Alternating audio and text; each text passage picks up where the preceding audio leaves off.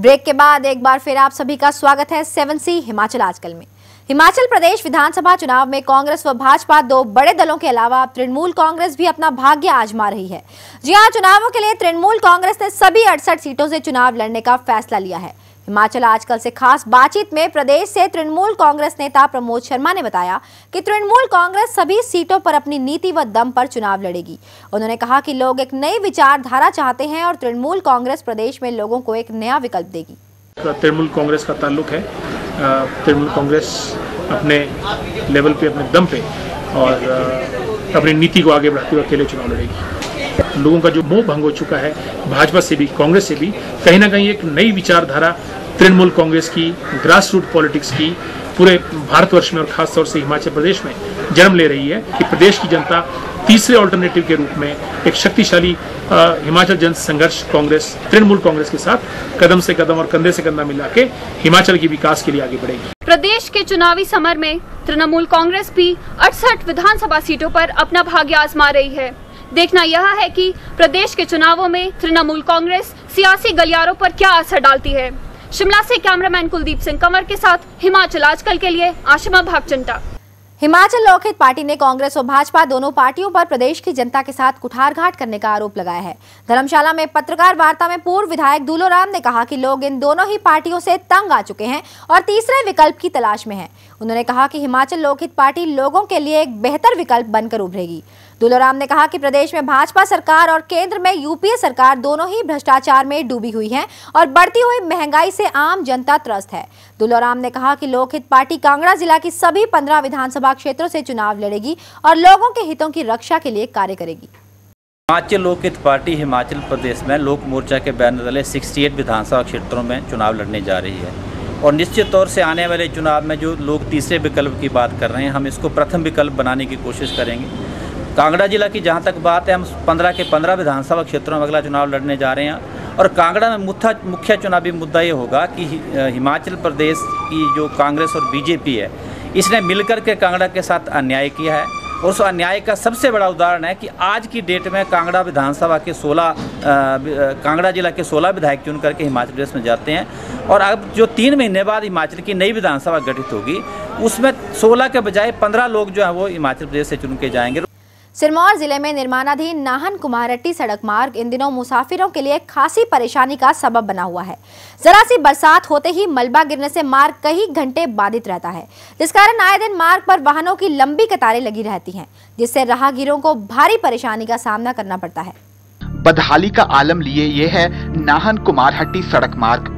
सिरमौर जिला में बन रहे इस सड़क मार्ग में हल्की सी बरसात होने से राहगीरों की परेशानियां बढ़ जाती हैं। रोजाना मलबा गिरने से इस मार्ग पर घंटों वाहनों की कतारें लगने से लोगों को काफी परेशानी झेलनी पड़ रही है।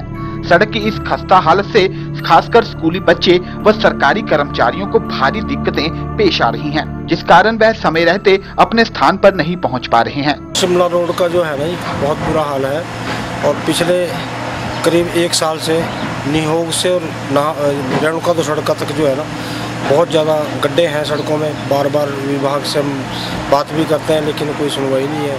आने जाने वालों को, स्कूली बच्चों को, डेली पैसेंजर को बहुत असुविधाओं का सामना करना पड़ रहा है। बरसात में 2-2, 3-3 घंटे लगातार जाम रहते हैं। रात को, आज पिछली रात को भी जाम था सुबह, और बार बार जाम रहते हैं। लोगों को कठिनाइयों का सामना करना पड़ रहा है। लोगों का कहना है कि नाहन कुमारहट्टी मार्ग की स्थिति पहले से भी दयनीय हो गई है।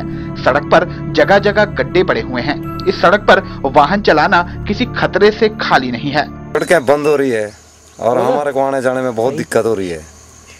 बहुत बुरे हाल पड़े, खड्डे पड़े, बरसात की वजह से ढांगे पड़ी हुई है, बुरे हाल है रोड के। 4-4, 5-5 घंटे बंद रहता है रोड। सतीश शर्मा, 7C हिमाचल आजकल, नाहन। प्रदेश की प्राकृतिक विरासत कहे जाने वाले तत्ता पानी के चश्मे आने वाले दिनों में आप नहीं देख पाएंगे। जी हां, सदियों से इस स्थान पर मौजूद ये गर्म पानी के स्रोत कोल डैम बिजली परियोजना की विशाल झील में समाने जा रहे हैं।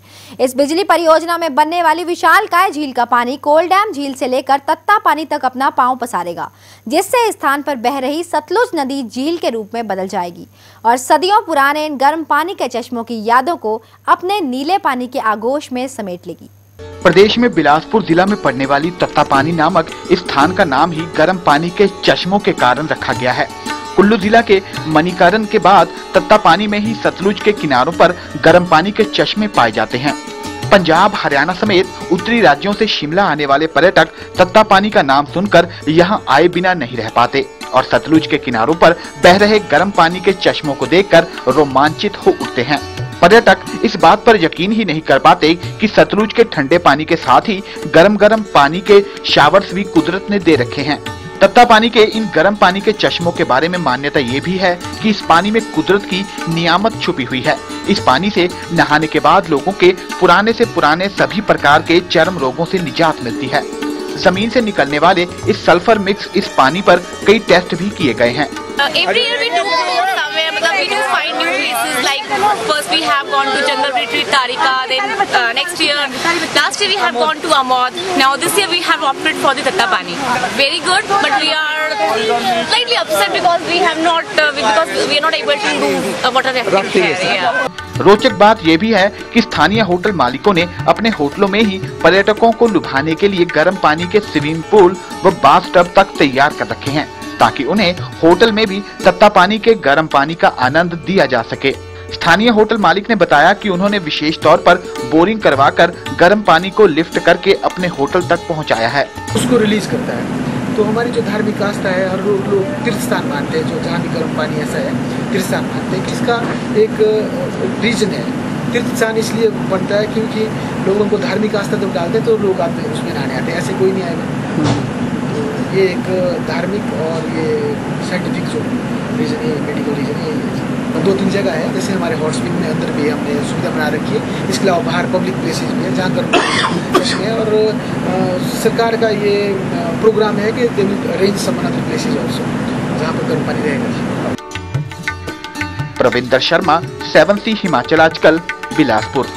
अब वक्त हो चला है एक और छोटे से ब्रेक का और ब्रेक के बाद आपको दिखाएंगे किस तरह फैल रही है शिमला में स्क्रब टाइफस नामक बीमारी।